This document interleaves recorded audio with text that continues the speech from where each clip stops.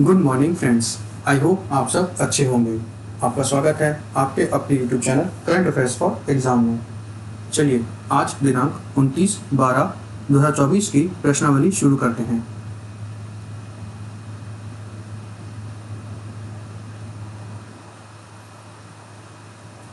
हाल ही में निम्नलिखित में से किस देश ने काला सागर में तेल रिसाव के बाद क्रीमिया में आपातकाल की घोषणा की है?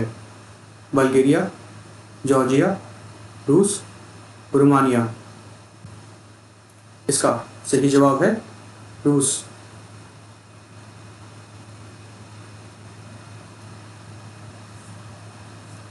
रूस ने हाल ही में काला सागर में तेल रिसाव के बाद क्रीमिया में आपातकाल की घोषणा की है। यह तेल रिसाव 2 रूसी टैंकरों के कर्च स्ट्रेट में दुर्घटनाग्रस्त होने के कारण हुआ है। चलिए अगले प्रश्न पर आते हैं। निम्नलिखित में से किसने विसंगति पंचायत कर्मयोगी पहल शुरू की है? श्री नरेंद्र मोदी, श्री अमित शाह, श्री अश्विनी वैष्णव, डॉक्टर जितेंद्र सिंह। इसका सही जवाब है डॉक्टर जितेंद्र सिंह।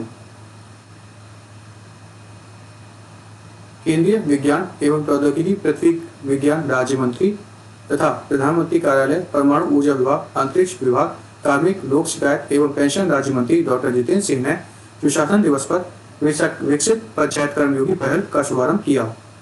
यह पहल जो व्यापक प्रशासन गांव की ओर अभियान का हिस्सा है का उद्देश्य निर्वाचित प्रतिनिधियों और अधिकारियों को प्रभावी शासन और भागीदारी योजना के लिए आवश्यक उपकरणों और ज्ञान से लैस करके पंचायती राज संस्थाओं की क्षमता और योग्यता को बढ़ाना है। डॉक्टर जितेंद्र सिंह द्वारा शुरू की गई पहल IGOT कर्मयोगी प्लेटफॉर्म पर एक नए डैशबोर्ड का शुभारंभ था। साथ ही 16वें ई-लॉगिंग कोर्स की भी शुरुआत की गई। 16वें ई-लॉगिंग कोर्स की भी ई-लर्निंग कोर्स की भी शुरुआत की गई। चलिए अगले प्रश्न पर आते हैं। निम्नलिखित में से किसने भारतीय राष्ट्रीय मोटरसाइकिल ड्रैग रेसिंग चैंपियनशिप जीती? हिम्मत मोटप्पा, मुजाहिद पाशा, इकबाल शेख, मोहन बाबू। इसका सही जवाब है हिम्मत मोटप्पा।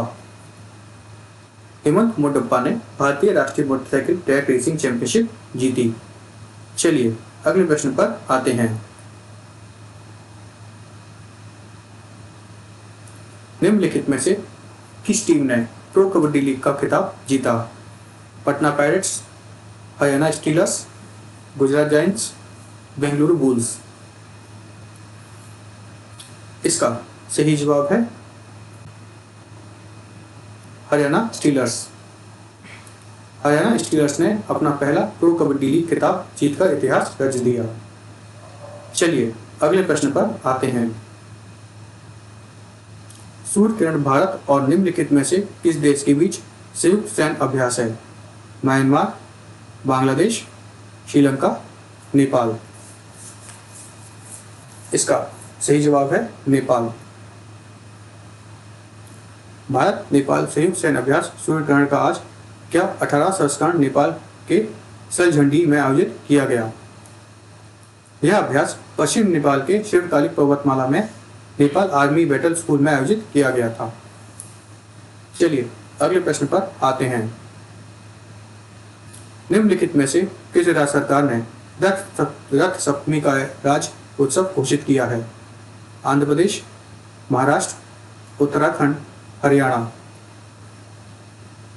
इसका सही जवाब है आंध्र प्रदेश। आंध्र प्रदेश सरकार ने रथ सप्तमी को राज्य उत्सव घोषित किया। यह सूर्य देवता को समर्पित त्योहार है। यह त्योहार श्रीकाकुलम जिले के अस्त्रावली में श्री सूर्यनारायण स्वामी मंदिर में मनाया जाता है। चलिए अगले प्रश्न पर आते हैं।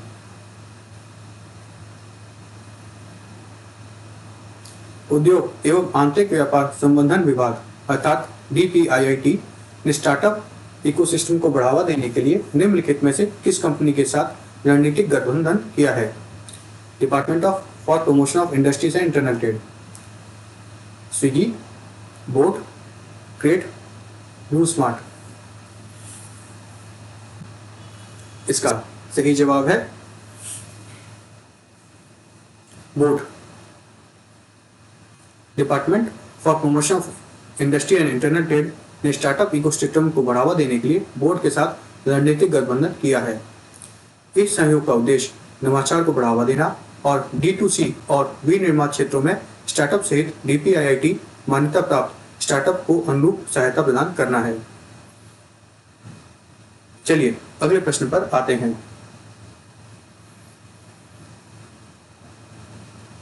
निम्नलिखित में से किस राज्य सरकार ने के मंत्रिमंडल ने हाल ही में केंद्रीय सशस्त्र बलों और CAPF के शहीदों के परिवार के लिए 1 करोड़ रुपए की अनुग्रह राशि की मंजूरी दी है?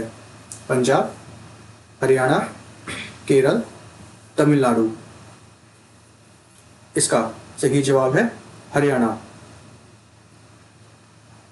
हरियाणा राज्य मंत्रिमंडल ने हाल ही में केंद्रीय सशस्त्र बलों और CAPF के शहीदों के परिवारों के लिए 1 करोड़ रुपए की अनुग्रह राशि की मंजूरी दी है। संशोधित अनुग्रह 50 लाख रुपए से बढ़कर 1 करोड़ रुपए कर दी गई है। चलिए अगले प्रश्न पर आते हैं।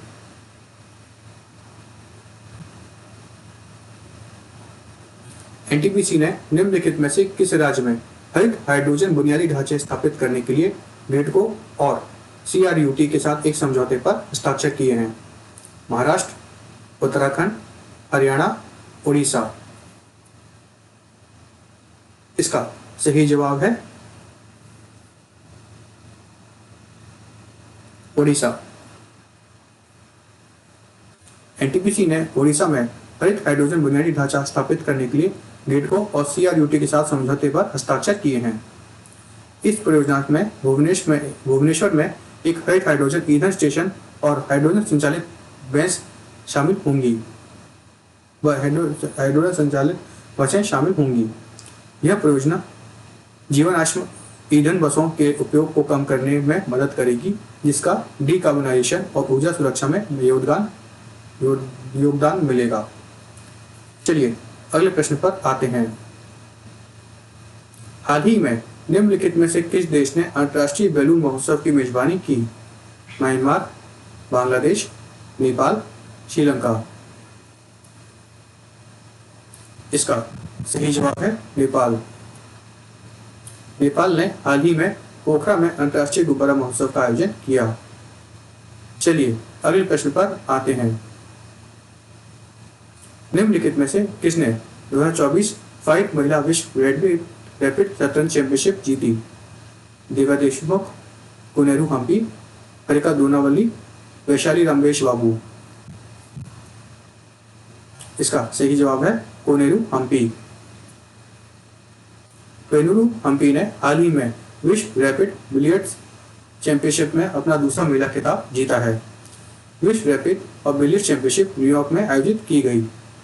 चलिए अगले प्रश्न पर आते हैं। निम्नलिखित में से किसने 2024 फाइट पुरुष विश्व रैपिड शतरंज चैंपियनशिप जीती? Mukesh Dommaraju, Hikaru Nakamura, Daniel Naroditsky, Volodar Murzin. इसका सही जवाब है वोलोडोर मुर्जिन। वोलोडोर मुर्जिन ने 2024 फाइट पुरुष विश्व रैपिड शतरंज चैंपियनशिप जीती। चलिए अगले प्रश्न पर आते हैं। लक्ष्य सेन ने उद्घाटन king cup international badminton open में निम्नलिखित में से कौन सा पदक जीता? स्वर्ण, रजत, कांस्य, उपरोक्त में से कोई भी नहीं। इसका सही जवाब है कांस्य। लक्ष्य सेन ने king cup international badminton open में कांस्य पदक जीता। थाईलैंड के बैंकॉक में king cup international badminton open का आयोजन किया गया था। फ्रेंड्स, आज का सेशन यही समाप्त होता है। आपको हमारा सेशन कैसा लगा कमेंट करके बताइएगा तथा लाइक एवं सब्सक्राइब अवश्य कीजिएगा। धन्यवाद।